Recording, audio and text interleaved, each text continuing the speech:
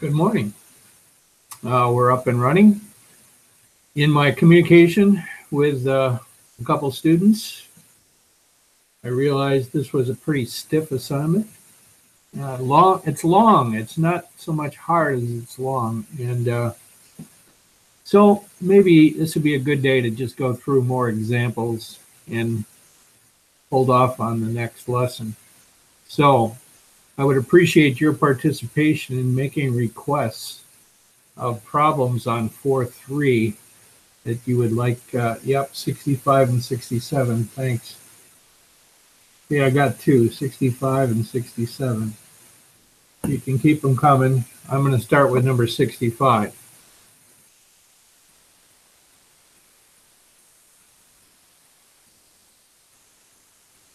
Yeah, so 65 is a technology question, right? Yeah. So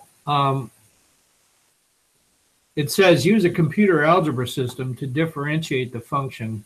Sketch the graphs of f and f prime on the same set of coordinate axes over the given interval. And I realize I didn't show you how to take a derivative on Desmos, so I'll show you that right now. Find critical numbers on f.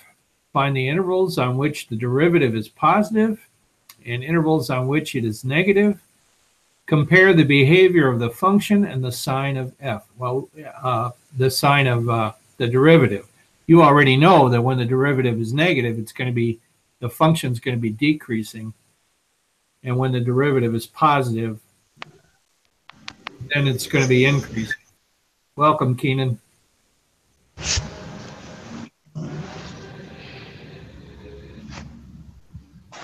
Okay, all right. I was thinking I might have to mute him, but we're good. All right. So anyway, let's take a look at 65. So we have 2x times the square root of 9 minus x squared, and we're particularly interested in negative 3 to 3. So it's time for Desmos.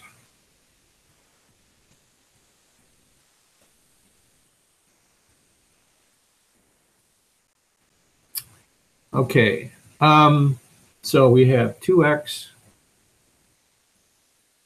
times the square root of 9 minus x squared.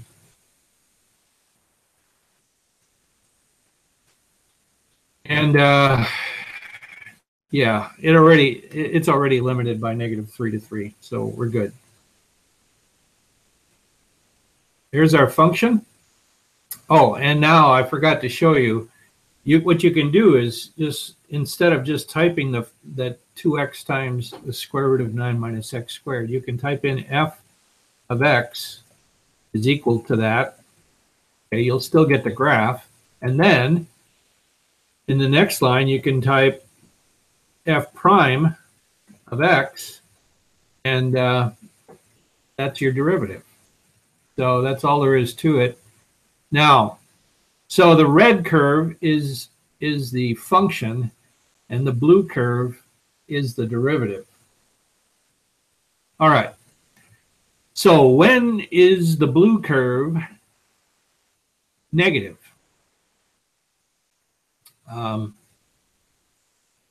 Yeah. So when is the blue curve negative? It's, all right, hang on a second. I got to just think about this for a few minutes.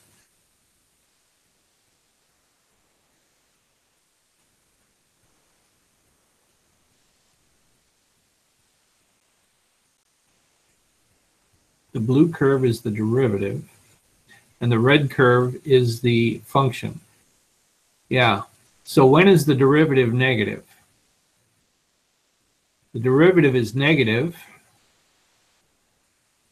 Okay, something's not looking right here. Hang on just a second. Whenever this thing is decreasing. All right, the original function is decreasing from there to there.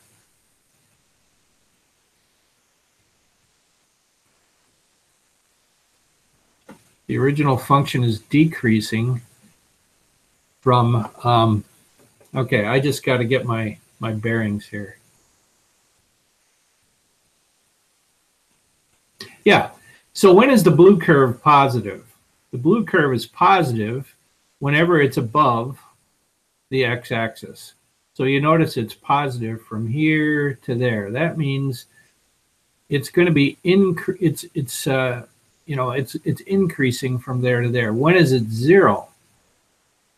It's zero when that thing is at its, I'm just looking here, that when the blue curve is zero, right below that, that's when the curve has reached a minimum or a maximum, okay?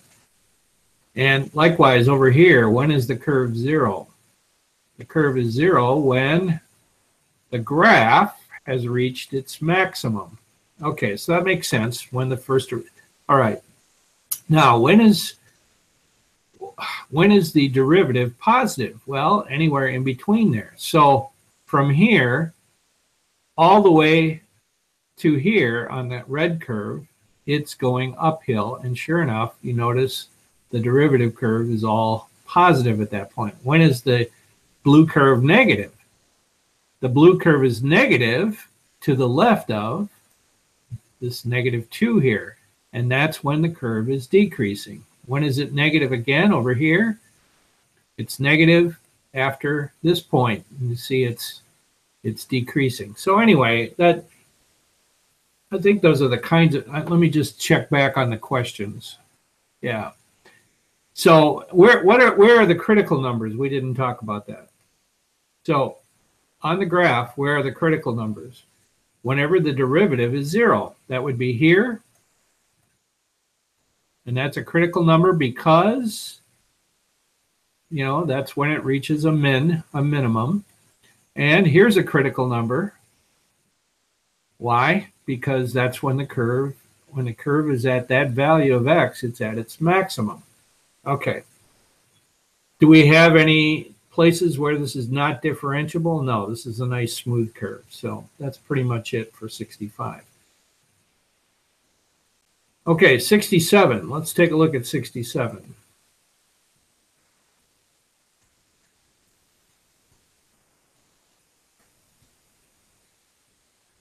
T squared times the sine of t. All right, let's grab that.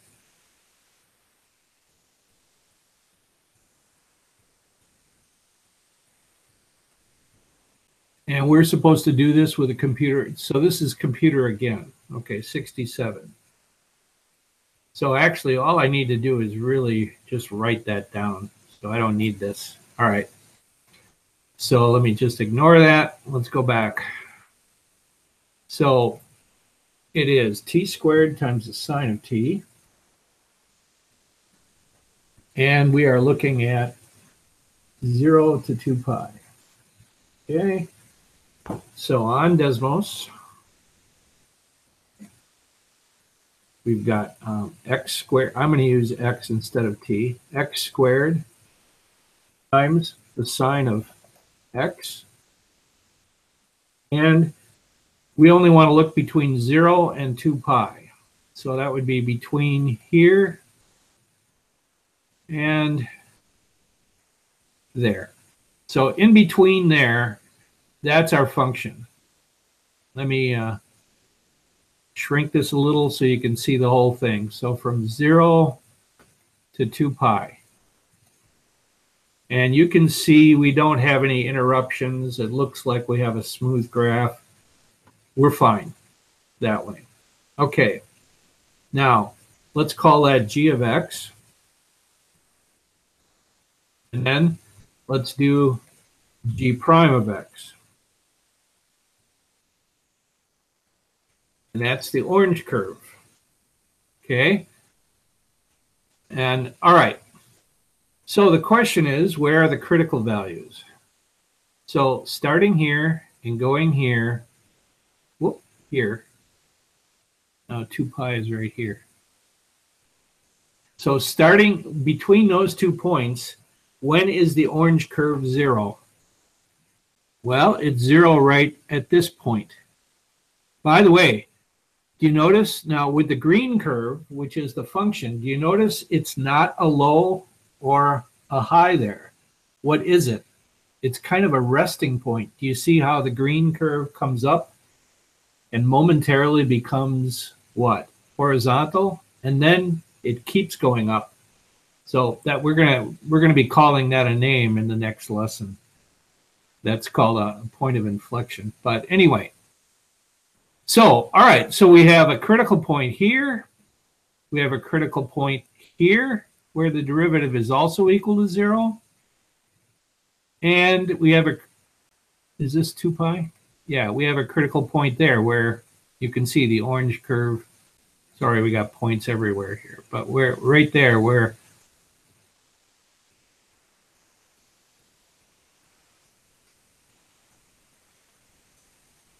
right at that point. That's a critical point. All right. So what were we supposed to, let's take a look at this again.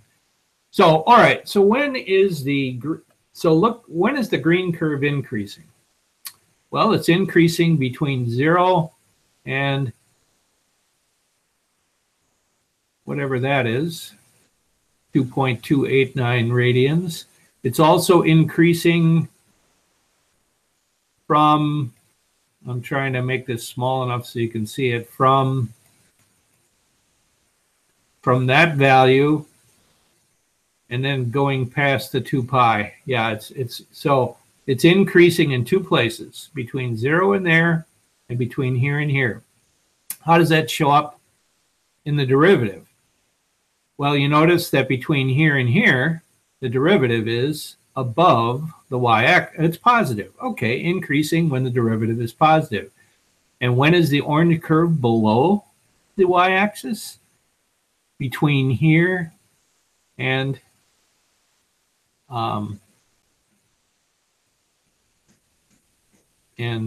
this guy, whatever that guy is. All right, 5.087. So it's a little bit hard to look, and this graph is really full. I should have limited it, but because we're really just zooming in on mostly on this part. And you can see that whenever the yellow curve is positive, that's when the green curve is increasing. Whenever the orange curve is below the x-axis, that's when the green curve is going downhill. And so you can, I don't know if you can zero in on that, you can actually, that's what they wanted. I guess that's the kind of thing they wanted you to see. Okay, so 65 and 67 we have talked about now. Are we going to be able to use a calculator in the quiz or test for questions? So to be honest, this kind of a question, Weston, is probably not a test question, because otherwise you'd have to have technology available. So while this is valuable for you in the assignment, this is not really a test question. So I think that answers your question. No, we'll still stay away from technology on the test. So in other words, I can't ask you, hey, what's the, I mean, I can ask you, but you're going to have to find the derivative. Okay, I got a request for number 99. 99, all right.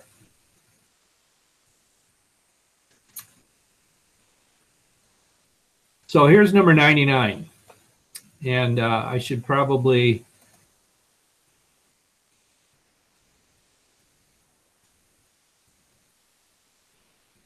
cover up part of this so that you guys, not because I'm trying to hide it, but so that you can focus in on what it is we're trying to do here. One step at a time.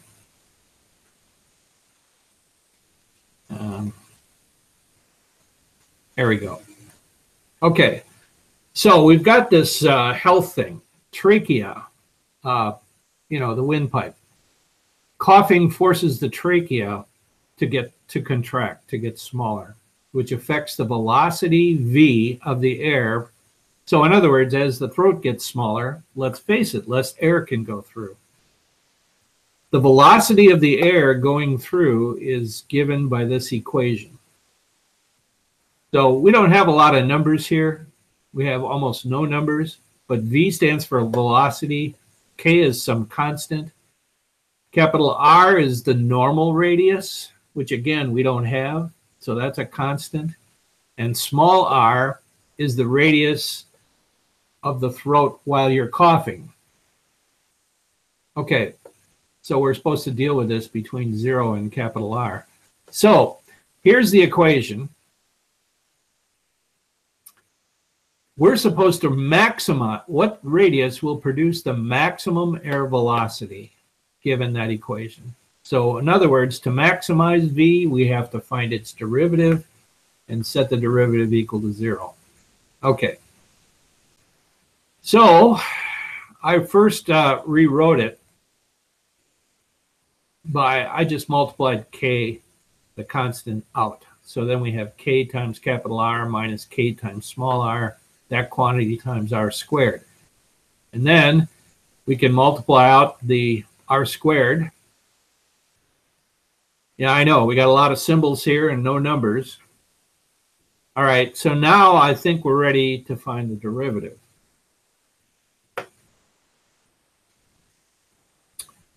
So remember, K and I, all this stuff is, I mean, R is small r is a variable, but capital R and small k are constants. So we're not really going to do anything with those. So we'll use the power rule on small r, 2k capital R small r, minus, again, use the power rule, 3 times k r squared. So there's our derivative. And just like we said, we're going to want to set the derivative equal to 0 because we need to find out when it's reaching a max, a high point. So I set it equal to 0. Okay, now we can get rid of this block. Okay, so I set it equal to 0.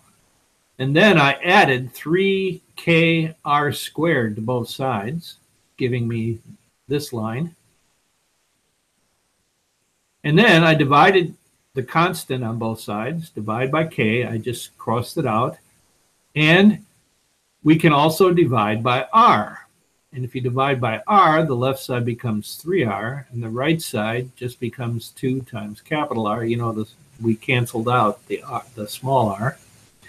And then just solve for r. Divide both sides by 3. So what that tells me is when the trachea contracts to the point where it's at 2/3 of its original radius, you know, it's down 1/3 because of all the soreness and the coughing. When it reaches that, then you're going to have maximum air velocity, and obviously that would be good. When that reaches a low, that we're in deep trouble. So that would be number 99. I know you can't see the whole thing, but that was number 99.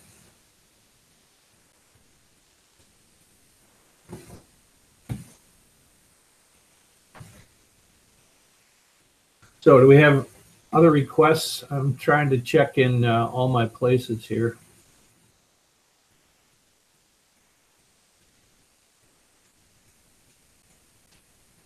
Yep, no text messages. Okay. So what other problem would you like to take a look at? I've got 2 that I would like to show you, but I'd really like to hear yours.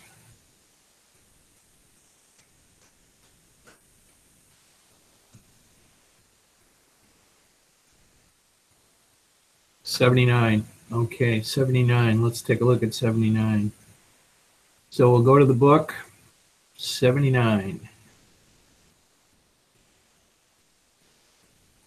Oh, so you're just supposed to sketch the derivative here. Gotcha. Okay, let me grab that.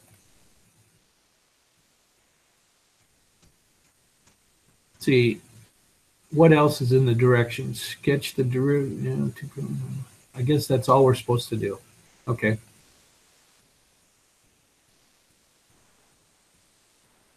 All right, so let's come back and find a spot for it over here. Let's put it over here. Okay. So what you're seeing is a sketch of the function. Can you draw the sketch of the derivative?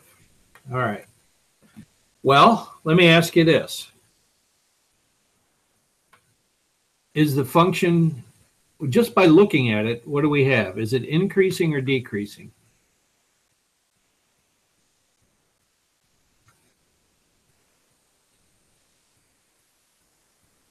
It's obviously going uphill, right? It's increasing. So that means when we sketch the derivative, it's got to be above the x-axis.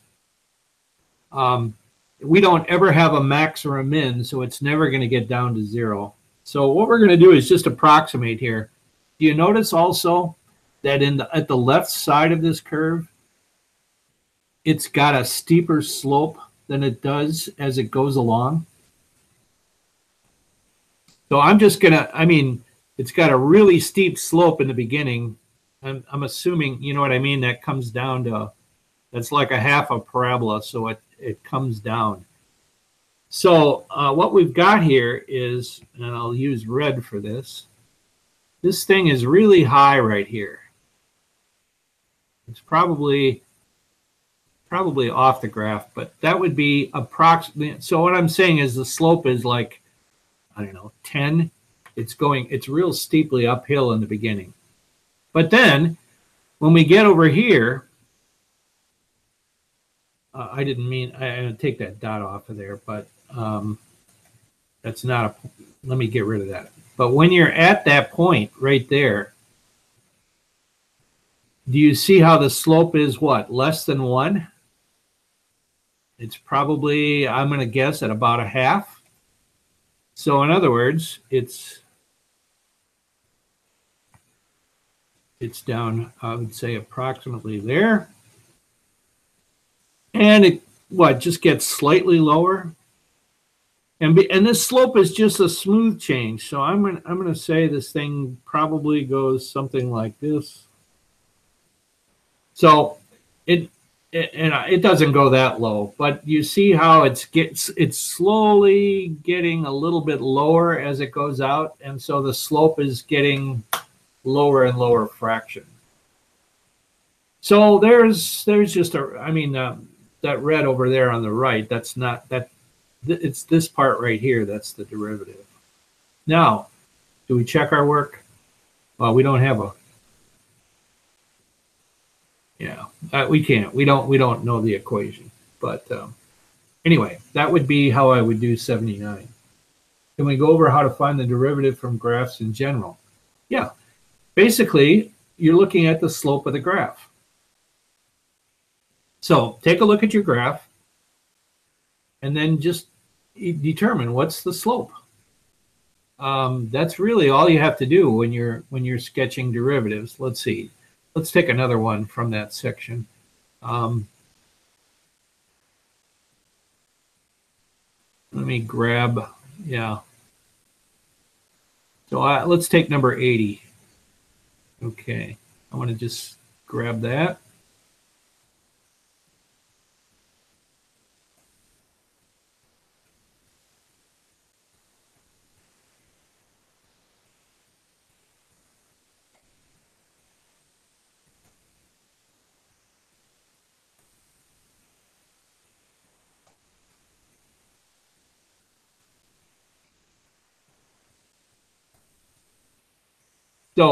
So here we have yet another graph, and this has got a little bit more variety in it. So you want to ask yourself, Claire, what's going on with the slope of that curve? Well, the first thing is that never is there a max or a min, right? We don't, this curve has no hump, no like parabola humps. Okay, but it does have something special going on right at this point, right? I mean, in there, do you see that the slope is what? Probably vertical at one point, so it's undefined. So that means the slope is getting real high at that point, but I can't find the slope at x equals 0. So for that, the tangent would be undefined. Then what happens after that? It's real steep, and it's coming down. And it's coming down to what? I don't know, about a half again. So we've got something like that going on. On the left side, the slope here is pretty close to 0, right? I mean, it's almost horizontal. So that's real low. Then here it's at a fraction of half, and then it increases real quickly. So I'm going to say something like that is what the tangent line looks like. So you're always asking yourself, what's the slope? What's the slope? What's the slope? And then just try to put that together. Is the slope increasing? Is the slope decreasing? Or like in this one, do we have a crazy point where the slope is undefined? And then just kind of connect the dots, and you've got at least a rough guess as to what's, I shouldn't say guess, but you've got a rough estimate. So that's here. Let's shoot. Is there one more we can look at? Let me see. Back to this. Okay, yeah. Let's take number 77 too. Okay, number 77.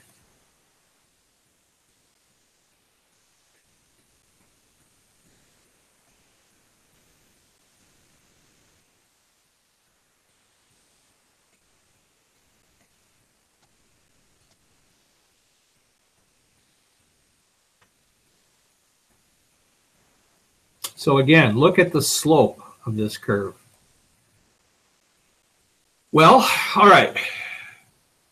So does this curve have a low or a high? It appears to have a minimum, right? And I mean, right down here, what do you think is the slope of the tangent line there? 0. So that means on our derivative, we're going to be at 0. Okay.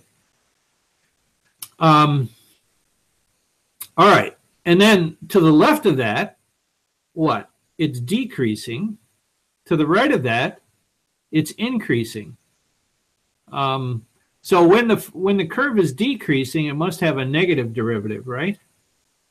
So, I mean, it's decreasing forever before 2. So this thing is, I don't know, something like this. Okay, and then when it gets here, it's going to be increasing, right? So let's think this through. So from here on in, it's got to be positive, and it's going to be increasing again. So maybe something like that.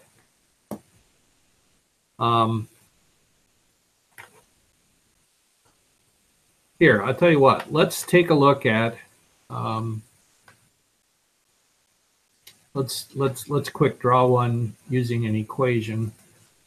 I mean, we certainly have x squared. We all know what that looks like. Okay, that curve looks like that. And let me set that. Let's say h of x equal to that. Okay. Then what's h prime of x?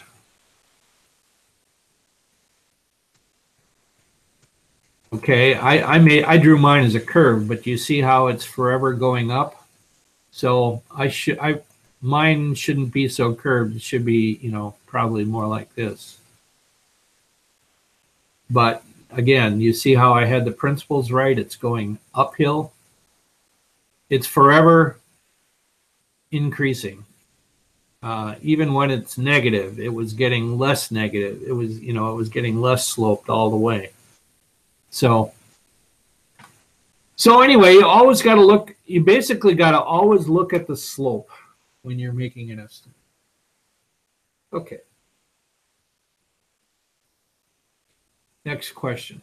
By the way, if you when I post the video, when I posted the video of the first class today, I realized that on the video, I kept asking the students if they have any examples on 4.3, on 4.2. And what I meant to be saying is, do you have any problems on 4.3 that you want to go through, like all of these? So I misspoke.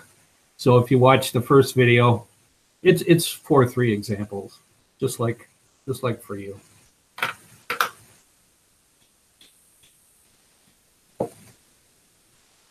Questions? I'm gonna just take a peek here. How we doing? 1, 2, 3, 4. Well, we only have 6 people here. It's a little bit disappointing, but do we have any other questions?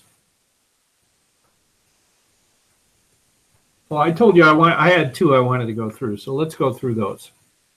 Okay, so what I'd like to do is go through 17, 17 and 19. I know those are a little bit earlier, but they're important. Okay, so first let's look at the directions. Number 17. Yeah, it's this problem up here, and the directions are at the bottom of the first column. Just identify which intervals on which the function's increasing or decreasing. Okay, so now let's take a look at it. So there's our function e to the negative x plus e to the 3x. So, I mean, it doesn't look like we're going to have any undefined critical numbers. So we got to find the typical ones when the first derivative is 0. So we need to find the derivative. So as we work on finding the derivative of the function g of x, what's the derivative of e to the negative x? It's an e, so it's itself. But then you have a chain rule. You got a negative x, so that's a times a negative 1. I put the negative out in front, but that was because of the chain rule. And then on the second part, e to the 3x, make this a little bigger so you can see it better. So on the second part, when you have e to the 3x, again, the derivative is itself, e to the 3x, and then the chain rule, you have to multiply by 3. So I stuck the 3 again out in the front. So there's our derivative. Set it equal to 0, because we're trying to find when is it positive, when is it negative. Well, if we know when it's 0, we know where the fence posts are, and then we can look on either side of it. All right, so we set it equal to 0, and yeah, I got to cover up a little bit here because I've got too much going on. So let me put this in. Okay, so now we're at this point. As I added e to the negative x to both sides, that gave me that. All right, and then I divided both sides by e to the minus x, which you certainly can do. On the left side, it cancels and we get a 1. And on the right side, how do you divide e to the 3x by e to the negative x? You keep the base and you subtract the exponents. What's 3x minus a negative x? It becomes 4x. People sometimes make mistakes when they do that. All right, so now I just divided both sides by 3. So I got a 1/3 on the left. And now it's time to change this. We got our variables in the exponents, so we got to change this into a logarithm problem.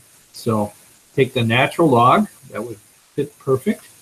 The natural log of 1/3 equals the natural log of e to the 4x. What is the natural log of e to the 4x? What power goes on e to give me e to the 4x? And of course, it's 4x. And then just divide both sides by 4, or multiply both sides by 1/4. And now the rest you can go to your calculator and figure out. Natural log of 1/3 divided by 4. and it turns out to be about negative 0.27. Okay, now what I didn't show here, let me just show you what that looks like. So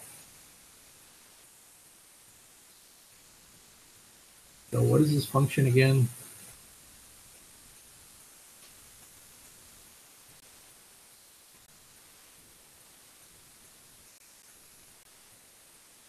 E to the negative x, I got to just write this down, e to the negative x plus e to the 3x. Yeah. Okay, so back to Desmos. E to the negative x, and then plus e to the 3x. Okay, and I'm going to just say f of x equals that. Okay, so if you look at this low point, look at what x is. Yep, it's that number we just had, negative 0.275. So we found the low. So now you just pick a value of x to the left of 0. See from the graph, it better be negative because it's going downhill big time, telling you that from negative infinity up to negative 0.27, it is decreasing. Then pick a value to the right, which you could even make 0. You could even plug in 0, and you'll see that that's positive, and that's because it's increasing. So anyway, that's number 17. And let's take a look at number 19 too.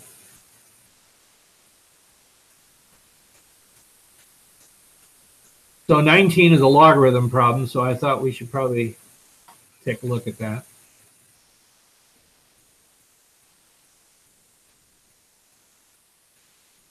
Okay, so let me make this a little bigger. So take the derivative. And those two things I've underlined are what? The two things that are being multiplied. So we got to do a product rule here. So the first, x squared, times the derivative of the second. How do you take the derivative of a natural log? You have to take the reciprocal, 1 over x over 2, which becomes 2 over x. And can you see, I mean, that natural log of x over 2 is really the natural log of 1/2 x. And so I have to do the chain rule, and I got to multiply by 1/2. Then the second half of the product rule, plus the natural log, the natural log of x over 2 times the derivative of the first, 2x. Okay. So that first part simplifies pretty cool. What's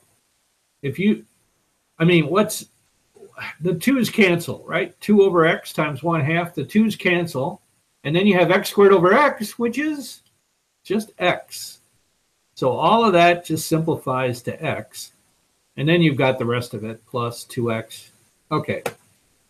So that's equal, we set it equal to 0.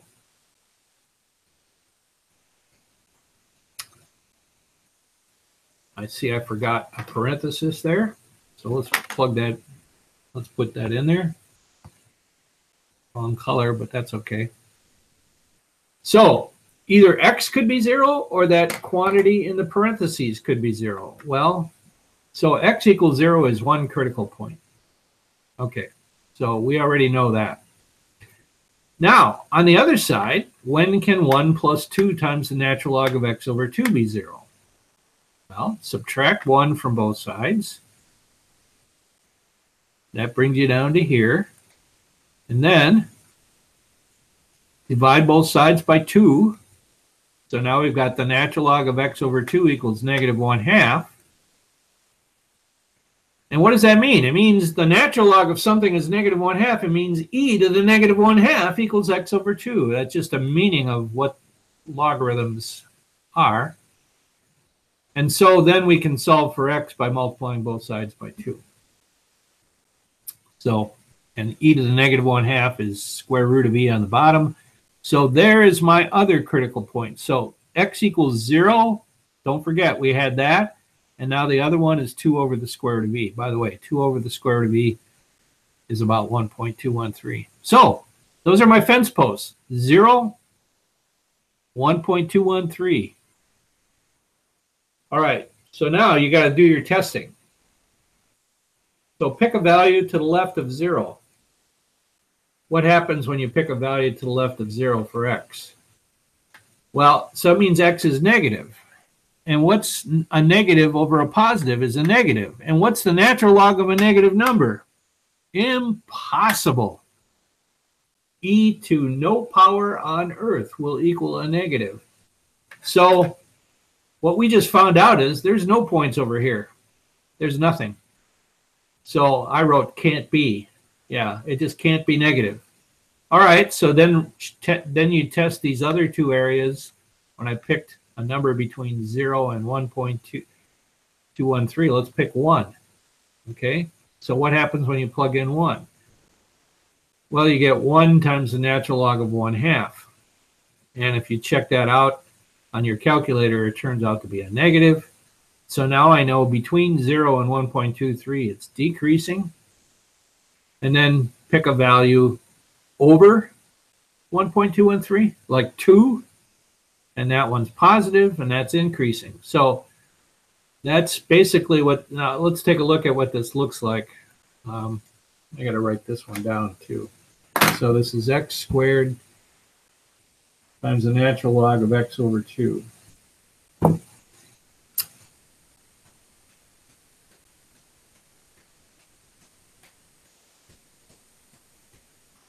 X squared times the natural log of x over 2. You can see it never does get negative. It can't be. And so you've got this kind of weird function that just starts in the middle of nowhere. And remember what we said. We said it's between 0 and, what was it? What did we say the number was? 1.213. Between 0 and 1.213, just like we said, it's decreasing. And after that, it's increasing. So we have confirmation that we did it correctly.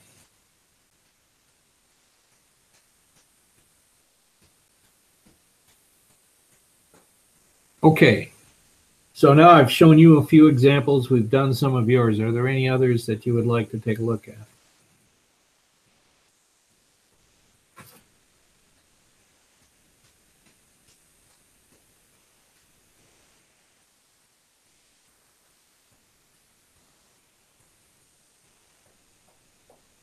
Any questions?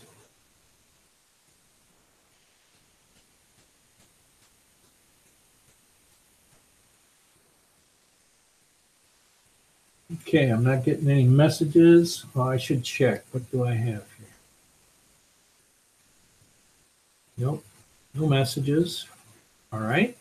So I'm thinking you're telling me you don't have any more questions. So we're going to wrap it up. I will see you tomorrow. We'll dig into lesson 4.4. Let's see if you have any questions left on 4.3, and then we'll probably pretty quickly get into lesson 4.4. Thank you.